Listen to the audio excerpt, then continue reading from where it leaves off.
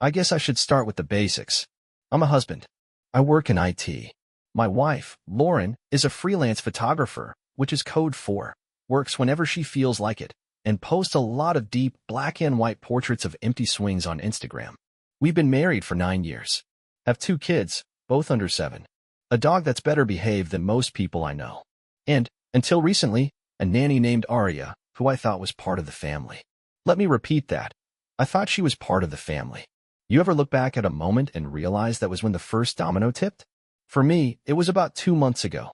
I came home early from work because our network got fried and my boss decided to let everyone go home before we all started making firewalls out of printer paper. Anyway, I walk in around 3 p.m. and find Lauren and Aria on the couch. Nothing scandalous, just sitting too close, like way too close for a thanks for helping with the laundry kind of moment. They were whispering, giggling, and when I came in, they jumped apart like teenagers caught smoking. I thought, that's odd, but Lauren just laughed it off and said they were watching some British crime show and got spooked. Because apparently that explains why Aria looked like she was about to pass out. I let it go. Stupidly. Because I trusted my wife. Because Aria was with us for nearly 3 years. Because cheating wasn't even on my radar, and definitely not this kind of cheating. I should have paid more attention then. I should have asked more questions. But I didn't. And that was the beginning of the unraveling. I'll send you part 2 next if you're ready. Trust me, it only gets weirder from here. So after that first weird couch moment, I started noticing things. At first, I chalked them up to pandemic fatigue, or seasonal mood swings, or that thing where you just assume you're both too tired to connect. But the signs were there, like blinking neon lights on a Vegas strip. First, Lauren started dressing differently. Not in a midlife crisis, but leather pants way. More like, everything became very curated. High-waisted jeans, oversized sweaters that hung off one shoulder, minimal makeup but still somehow red carpet ready. Not for me, mind you. I was lucky if she made eye contact over dinner. Then came the sudden photography retreats. Yeah. Apparently, a one-day conference in town now required an overnight stay and zero mention of the hotel name. When I asked where she was staying, she gave me a look like I just accused her of murder. God, do you not trust me at all? Spoiler alert, that sentence almost always means you really should not trust me. And Aria? She was around all the time. Like, I thought she was a live-in nanny for a second there. She'd show up early, stay late, even started bringing extra clothes in case the kids made a mess. Funny, she never got messy. One night I came home and the 2 of them were cooking dinner together. Laughing, bumping into each other accidentally. Aria had flour on her nose and Lauren wiped it off, gently. Too gently. You ever see a moment that looks innocent but feels charged? I saw it. And I knew. I didn't have proof. Not yet. But the air in the room had shifted. I wasn't part of the inside joke anymore. I was just the guy who paid the mortgage. Still, I kept quiet. Tried to convince myself I was imagining it. I mean, this was my wife. This was our nanny, someone we trusted with our kids. But things were about to go from maybe I'm paranoid to, yep, I married someone who belongs on a daytime talk show. It all blew open on a random Thursday night. I was home with the kids. Lauren said she was staying late to edit a set for a gallery show. I later found out the gallery was actually Aria's bedroom. But I'm getting ahead of myself. So there I am, reheating spaghetti, trying to convince my 4-year-old that pasta sauce doesn't mean the world is ending when I hear a ping from the living room. Our iPad. The old one the kids use for cartoons. It was sitting on the coffee table, screen still lit. Weird, because I thought it was dead. I walk over, and that's when I see it. Incoming FaceTime from Elle. Not Lauren. Just Elle. Curious, I swiped to answer.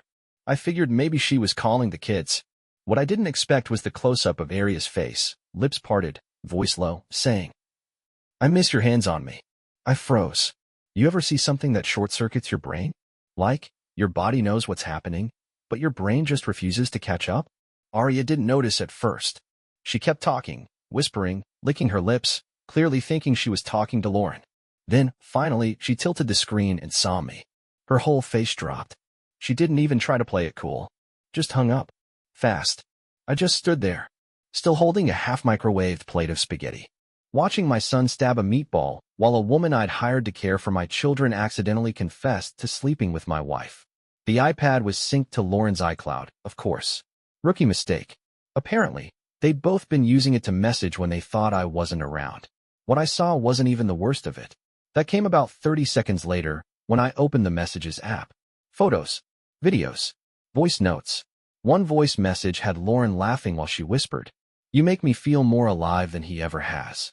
I just sat down on the floor, still holding the iPad. My dog came over and put her head in my lap. Maybe she knew.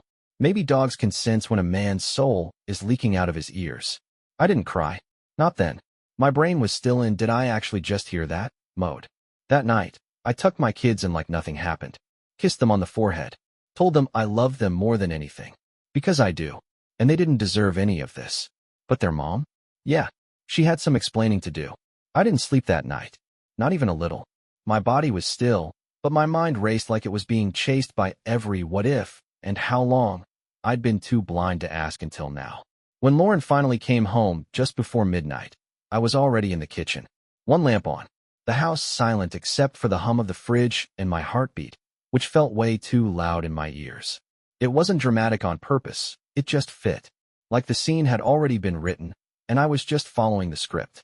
She walked in like it was any normal night. Bag over her shoulder, shoes in hand, that same perfume lingering around her like a fog. When she saw me sitting there, the smile flickered for half a second, but then, like clockwork, she went straight into her usual cool, controlled persona. I didn't speak. I didn't move. I just slid the iPad across the table. Watching her expression shift as she glanced at the screen was surreal. Not guilt. Not even panic. Just calculation, like she was scanning for the easiest way to spin it. And when she found it, she went straight into defense mode. It hit me then, she wasn't sorry. She wasn't even surprised. She was annoyed. Like I had opened a door she hadn't given me permission to open. She stood there, holding that iPad like it was the traitor, not her. Her arms crossed. Her weight shifted onto one hip. I knew that stance. I'd seen it 100 times before when she was dealing with stubborn clients or annoying customer service reps. She was treating me like I was an inconvenience. No remorse. No tears. Just the same cold performance. And then came the justification. The subtle implication that I had somehow driven her to it. That I had left her emotionally unattended, and Arya had simply filled the gap. As if betrayal was just a side effect of an unmet need. I stood there, absorbing it all. I didn't yell. I didn't ask for more. I didn't give her the dramatic scene she was bracing for. When she admitted how long it had been, 6 months, apparently, though I suspected more, it wasn't even the timeline that hurt the most. It was how detached she was from it all. Like she had mentally filed it away as something inevitable, even justified. At some point, I walked away. Not out of defeat, but to keep myself from losing whatever calm I had left. I didn't know her a breakdown. Not tonight. She stayed in the kitchen. I don't know for how long. I just know that when I closed the guest room door, she didn't follow. No apology. No explanation. Nothing. Just silence. Morning came like a punch to the ribs. I hadn't slept, but the world moved on anyway, sunlight filtering through the blinds like it hadn't read the script from the night before. I got the kids ready for school like nothing was wrong. Because that's what you do when everything is wrong. But you still have tiny humans depending on you to tie their shoes and pack their snacks. And then, right on time, like nothing had changed, Arya showed up. She strolled in with her hair in a messy bun, wearing that same oversized hoodie she always wore when she didn't want to try too hard. Casual. Familiar. Too comfortable for someone who had detonated a marriage and apparently didn't expect any fallout. She gave me a smile that didn't reach her eyes. Maybe it was habit. Maybe it was guilt in disguise. Or maybe, like Lauren, she had already written me off. The dumb husband who wouldn't notice. The background character in their private storyline. I didn't say a word to her. Just handed her the diaper bag and walked out to the driveway like I had somewhere important to be. I didn't. I just couldn't breathe in the same house with both of them under that roof. Her upstairs brushing her teeth, and Arya downstairs acting like she still had a job. It was surreal. Like I had stepped into a version of my life that looked the same from the outside, but felt completely hollow. The air itself was different. Heavier. Charged. There's a particular kind of silence that follows betrayal. It's not quiet, it hums. It presses against your skin like humidity before a thunderstorm. That morning, it was everywhere. In the clinking of dishes, the shuffle of little feet, the distant hum of the washing machine. Normal sounds layered over something that was anything but normal. As I sat in my car, gripping the steering wheel and staring at nothing in particular, a single thought landed like a cold drop on the back of my neck. They didn't think I'd do anything. And that was when something started to shift in me. Not rage. Not even grief. Just resolve. If they thought I was going to stand still while the two of them played house under my roof, with my kids upstairs watching cartoons, then they didn't know me at all. There's a strange kind of clarity that comes when the person you trusted most turns out to be a stranger sleeping in your bed. It's not peace. Not forgiveness. It's more like the moment the fire alarm stops blaring and all you can hear is your own heartbeat, and you realize you're still standing in the wreckage. That Saturday, Lauren took the kids to her sister's house. I said I had a work call. She didn't ask questions, didn't even glance over her shoulder on her way out the door. Arya wasn't around that day. I guess even she had the decency to give it space after the accidental FaceTime strip show. As soon as they left, I opened my laptop. Not to scroll through evidence. Not to rage stalk their messages. That part was over. I had seen enough. Now I was in what I can only describe as logistics mode. First thing I did was open a private bank account. Then I started taking stock of everything. Assets. Passwords. Insurance. I downloaded our marriage certificate, the mortgage agreement, the deed to the house. All the things we had built together that she now took for granted. I wasn't going to blow up the house. I wasn't going to change the locks or flip the table or send rage texts. No, I was going to walk away so clean she wouldn't even hear the door close behind me. I called a lawyer. Quietly. Someone recommended by a friend I trust, divorced guy, 3 kids, came out of it smiling. That's what I wanted. Not revenge. Not chaos. Just a clean break. The lawyer listened. Didn't interrupt. When I finished explaining the basics, he said something I'll never forget. The best part about people like your wife is they think the silence means you've given up. They don't realize it means you're just getting started. And he was right. The silence was a shield now. I didn't tell anyone. Not yet. I didn't want sympathy or lectures. I needed time, strategy. A way to end things without dragging my kids through the mud. Because at the end of the day, they were the only part of this whole mess I cared about salvaging. So I spent that weekend laying the foundation. Backing up photos. Making copies of documents. Taking screenshots of messages and backing up the iPad in case things got ugly. I wasn't just preparing to leave. I was preparing to make sure Lauren couldn't twist the story into something it wasn't. I didn't know exactly when the final blow would come, but I knew one thing for certain. The next move was mine. After that weekend, everything I did had a purpose. Every word, every glance, every sure, honey calculated. Not because I wanted to play games, but because I knew I was living with someone who already was. I started with small things. I stopped engaging. Not in an obvious way. Just less. I didn't ask where she was going. Didn't volunteer updates on my day. If she said something sarcastic, I let it hang in the air without reacting. At first, she didn't notice. She was too caught up in her new little world of wine nights, shared playlists, and secret emojis. But then she started to sense it. Lauren had always been a temperature reader. She liked to know where she stood in every room. And suddenly, she couldn't get a read on me. I wasn't angry. I wasn't sad. I was just still. That unnerved her more than if I'd thrown a chair through the window. I started doing more things with the kids solo. Taking them to the park without asking. Scheduling dentist appointments. Ordering groceries. Stuff she used to claim as her responsibilities, mostly because she liked to act overburdened. Now, she had nothing to complain about. And for the first time, I think she realized that if I left, she'd actually have to be the full-time parent. That didn't sit well with her. She began testing the waters. Asking offhand questions. Probing. You've been quiet lately. Is everything okay? That sort of thing. I just smiled. Told her everything was great. Even thanked her for being such a free spirit, for trusting me enough to be honest with her needs. The more I fed her ego, the more careless she became. She started bringing Arya around again, this time under the pretense of needing help with a creative project. Arya never looked me in the eye. Could barely meet my kids' gaze either. I wondered, sometimes, if she felt guilt, or if she just feared exposure. Maybe both. Meanwhile, the lawyer and I kept building the plan. Custody options. Financials. How to ensure I got the house. Or at the very least, didn't end up couch surfing while she played tortured artist with her emotional soulmate. I documented everything. Quietly. Carefully. Calmly. I even started journaling. Not for therapy. For evidence. Dates, times, behaviors, screenshots. A paper trail of disrespect and recklessness. I wasn't going to walk into divorce court with tears and hearsay. I was walking in with a binder. Every move Lauren made, every passive-aggressive sigh, every thinly veiled jab, it all went into the file. And slowly, the house began to shift. Not physically, but in energy. She couldn't control the narrative anymore.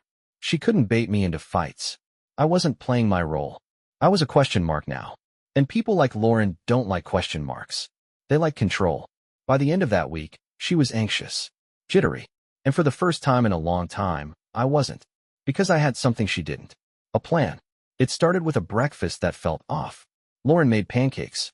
Pancakes.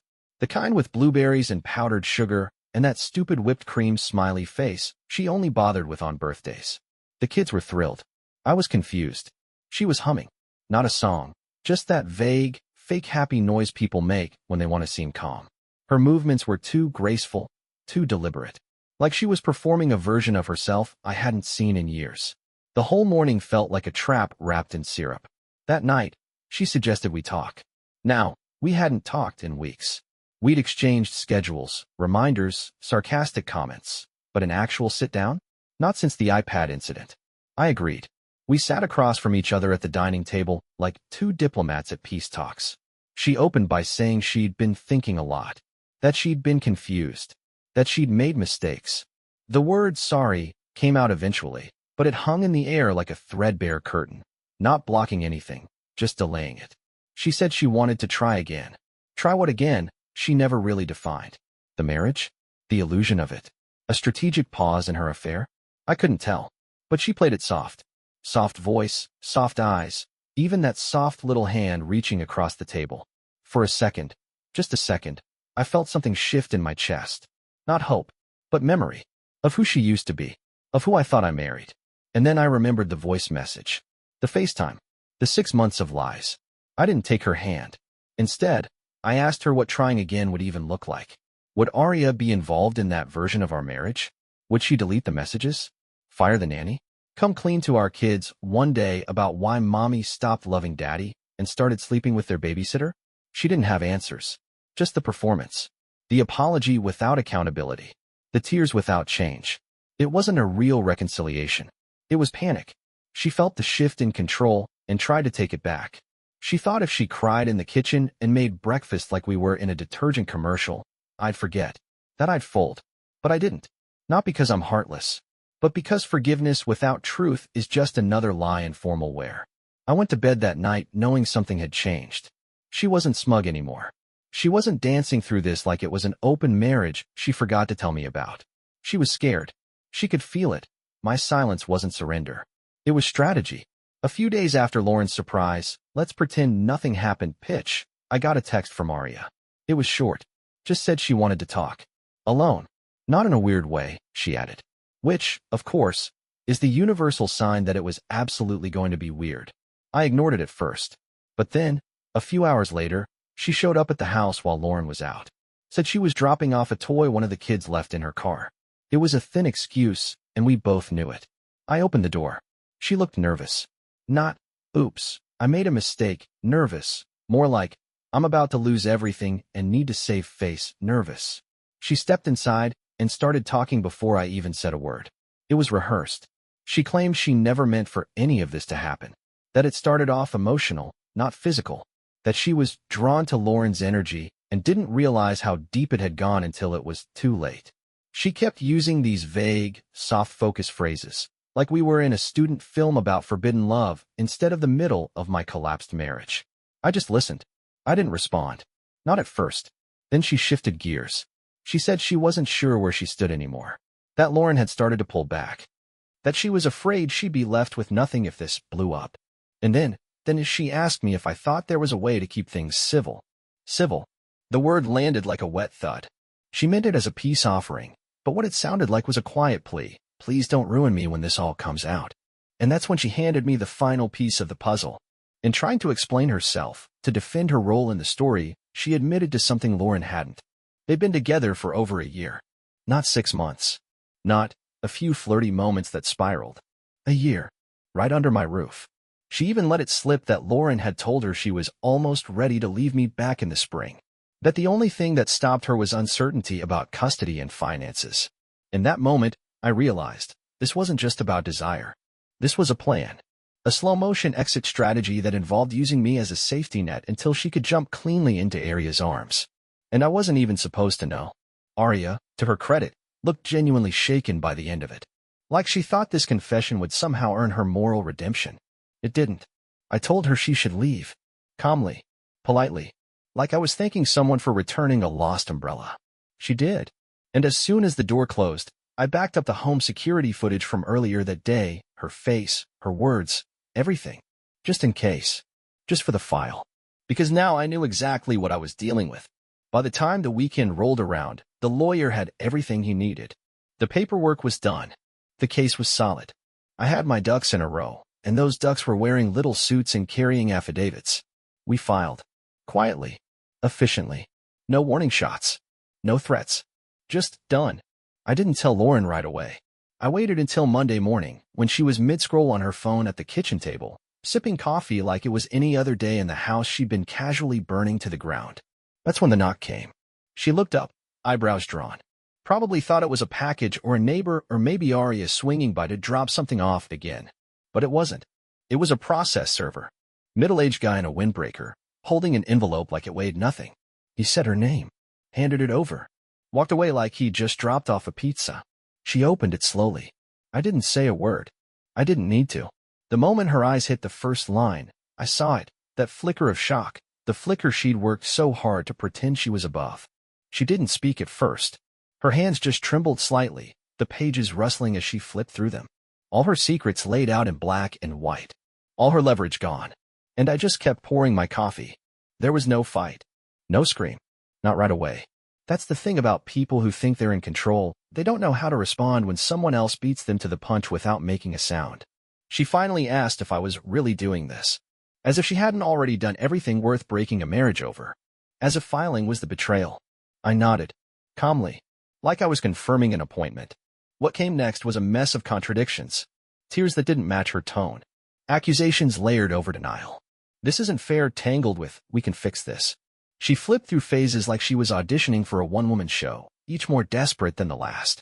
But none of it worked. Because I wasn't reacting anymore. I wasn't defending or debating or asking questions I already knew the answers to. I just sat there. Finished my coffee. Grabbed my keys. Walked out the door. The silence I left behind wasn't the old kind, the one filled with doubt and resentment. No, this one was clean. I had done what she thought I'd never do. Walked away before she got the last word. So, after the papers were served and I made my quiet exit that Monday, Lauren did what Lauren does best when she's not in control. She tried to control the narrative. It started subtly. Texts to mutual friends. A few vague posts on social media about betrayal and how people aren't who they seem. The kind of cryptic nonsense that's practically begging someone to comment, "You okay, hon?" so she can act mysterious and tragic. Then came the direct outreach. A call to one of our oldest couple friends, people who had been in our wedding. She told them I had blindsided her, that I'd lost interest, that I was cold, and had always been a little too close-minded about her needs. She never said the word affair, of course. She just left little gaps where people's imaginations could do the work for her. Thing is, I was already ahead of her. I didn't blast anything. I didn't post a manifesto. But what I did do was share a neatly zipped folder of screenshots, logs, timelines, nothing doctored or dramatic, with a very small group of people who mattered to both of us. Not as revenge, just as insurance. They read it. All of it. Suddenly, the responses she was getting changed. The sympathy started to dry up. The "oh no, what happened?" comments turned into radio silence. A couple of friends even reached out to me, apologizing for not asking earlier if I was okay. I didn't badmouth her. Not once. I just shared the truth. Quietly. Just like I'd planned.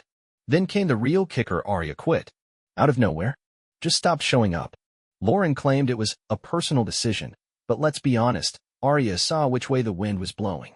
And without Lauren to shield her, she was just a woman who'd slept with her employer's husband and helped wreck a family. Not exactly a glowing LinkedIn endorsement. I later heard through the grapevine that Arya had moved back in with her parents. Yes, her creative partnership with Lauren didn't survive the exposure to daylight. Meanwhile, Lauren was scrambling. She tried to pivot, to paint it all as a misunderstanding. Said we'd grown apart, that we'd mutually agreed to take space. But people weren't buying it. The ones who mattered already knew. The rest didn't care. And the kids? I kept them out of it. Always. I never used them as leverage or pawns or proof. They didn't ask questions. Not yet. But when they do one day, they'll get the truth. Not the weaponized version, just the plain, quiet version I'd been holding this whole time. By the end of the month, Lauren had moved into a short-term rental. Said she needed room to think. But what she really needed was distance from the mess she made, and the people who finally saw it for what it was. The weirdest thing about peace is how unfamiliar it feels when you've gone without it for so long. For weeks, I kept waiting for some dramatic twist. For Lauren to make a scene. For Aria to pop back up. For a legal curveball or some tantrum about custody or property. But nothing came. Not really. Just the slow unraveling of something that had already been undone long before the paperwork made it official. Once she moved out, the house got quiet. Not sad quiet. Still quiet. I started sleeping again. Actually sleeping, not that half-conscious, waiting for the other shoe kind of rest. I stopped walking on eggshells. I stopped checking over my shoulder. I started reading again. Things I used to enjoy before I got caught up in being the good husband, the fixer, the background character in someone else's drama. I kept routines for the kids. I stayed steady. I made our house feel like home, not a war zone with pretty throw pillows. And slowly, I saw the tension leave their little faces. Fewer questions. More laughter. Fewer meltdowns. More spontaneous hugs. They didn't need explanations. They just needed stability. And I gave it to them. I picked up old hobbies. Stupid little things, like rebuilding an old bike in the garage. Cooking meals that didn't come from a box. I even started running again, just a few miles in the mornings before sunrise. It helped. Sweat, air, silence. All things I hadn't let myself have when I was too busy pretending everything was fine. Sometimes people ask what it feels like to start over after something like this. Truth is, it's not some Rocky-style training montage. It's small. Quiet. You start over when you open your closet and throw out the clothes you never liked but kept wearing because they made her happy. You start over when you realize you can go a whole day without thinking about how she looked when she lied to your face. You start over when you look at yourself in the mirror and finally stop asking, what did I do wrong? And the answer is, probably nothing that would have changed the ending.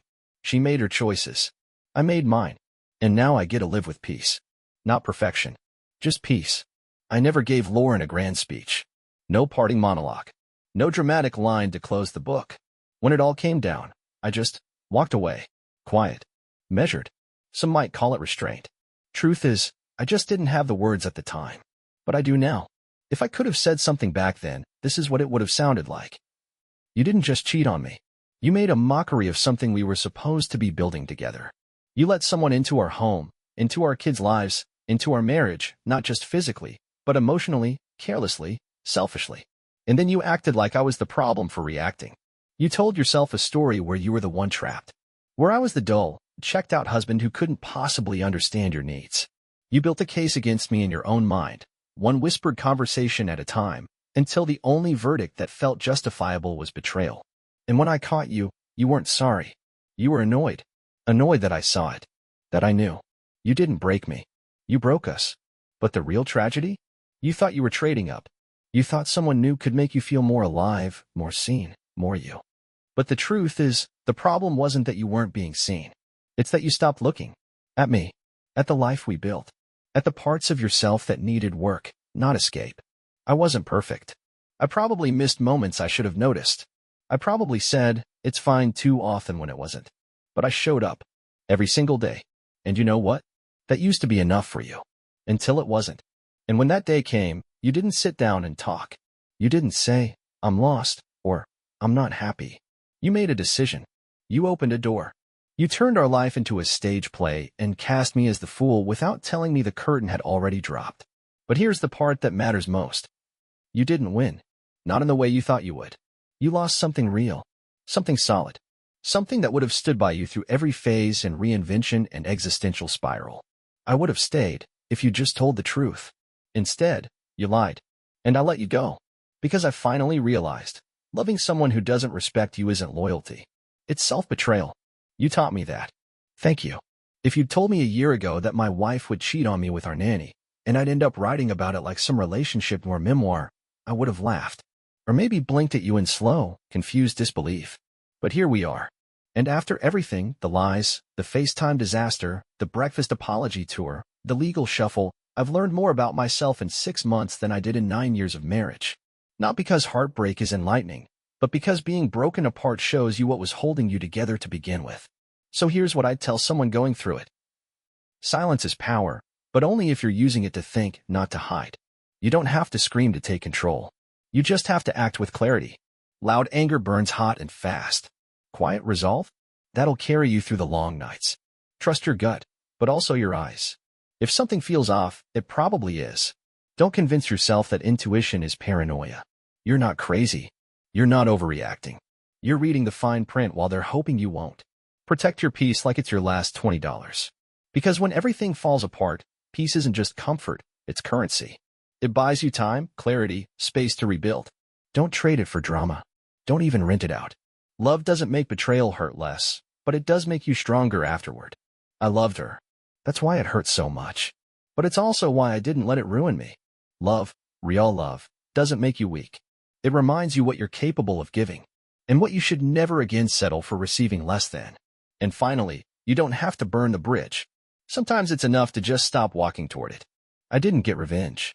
I didn't leave a flaming bag of emotional wreckage on her metaphorical porch. I just left. And sometimes that's the strongest move you can make. Now, I've got a smaller circle, a quieter house, fewer illusions. But also, no more pretending, no more performance. Just me, my kids, and the kind of peace you only earn after weathering something ugly and walking out with your spine intact. If you're reading this because you're in it, because someone cheated, or lied, or made you feel like you were less than, let me say this. You're not less than. You're just early in the story. And when your final chapter comes, make sure you're the one writing it.